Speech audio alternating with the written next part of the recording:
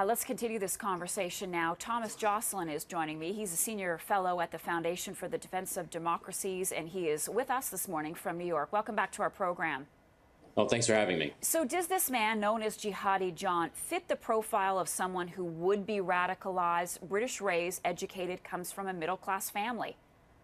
Yeah, unfortunately, we've seen that too often. I mean, one of the big ongoing debates in the counterterrorism world is the role that various socioeconomic factors play in radicalization. But as we see here, and as we've seen on numerous other occasions, in fact, the ideology doesn't appeal to just one socioeconomic class, but in fact, even wealthier, well-to-do people are drawn to it.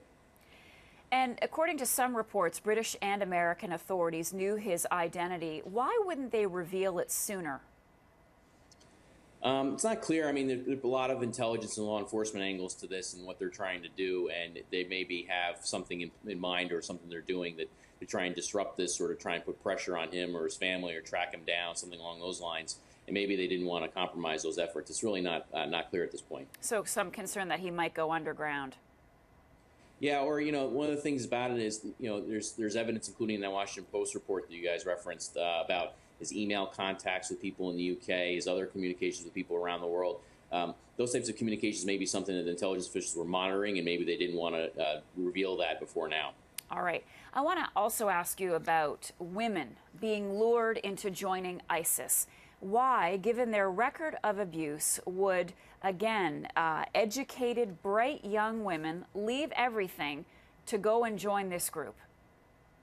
Well, there's this idea that the caliphate, as Islamic State likes to call itself, is somehow going to provide a sort of bastion or a haven for a more puristic lifestyle, a more holistic lifestyle in terms of this ideology.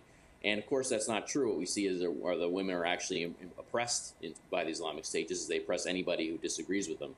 But women are systematically oppressed by the Islamic State. And this is actually a huge liability for them and huge liability for jihadis. And we've been calling on really intelligence officials and governments to do more with this, because what you can see with the treatment of women in these societies, including not just Western recruits who go to them, but women within their own societies, within these Muslim majority world, their oppression is a big liability in the long run, because that means you're basically saying that half or more than half of your population doesn't really have an equal say or an equal vote, so to speak, in how their life is going to be dictated to them in this group and in this society. And that's a big deal, I think. And you can see that there are definitely women who are disaffected within the Islamic State to this day. And that's the reason the Islamic State puts so much effort into trying to proclaim or basically portray themselves as providing a good home for women. So do they want women as wives, or do they want women to join the jihad? Both. I mean, in eastern Syria, for example, there's actually a group of women under the Islamic State who act as basically their law enforcement, their Sharia enforcement. They have a radical version of Sharia law that they try and enforce on Muslims. And there's actually a brigade of women who that's what they specialize in, is basically enforcing that law on other women. And you can see the tension in eastern Syria there on a day-to-day basis, because there are obviously a lot of women who don't want to live under the Islamic State's law. But they also want women to basically take care of the jihadis and sort of their husbands as they go off to fight. This is a constant message we see in the Islamic State's propaganda, that basically the male jihadi fighters can be much more effective if they have a strong woman at home to sort of defend and protect and sort of basically foster this sort of ideology in the household. And these women are apparently traveling through Turkey to get into Syria. Is Turkey doing enough to stop the flow of people joining ISIS? Should they be closing their borders? Unfortunately, Turkey has not done enough. And what we are afraid of is that Turkey has made a calculation very similar to Pakistan's in the 1980s. You'll recall that the U.S. policy in the 1980s was to basically allow the Pakistanis to choose which groups were going to fight the Soviets in Afghanistan. And the Pakistanis decided to bet on the most extreme groups in Afghanistan. What we see with Turkey right now is they've made the same calculation in Syria.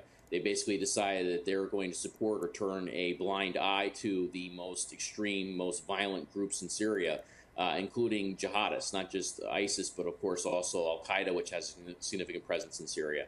And we have a lot of evidence that Turkey is very much has an open door policy for Al-Qaeda into Syria and elsewhere. Thomas Joscelyn, great to have you with us. Thanks so much.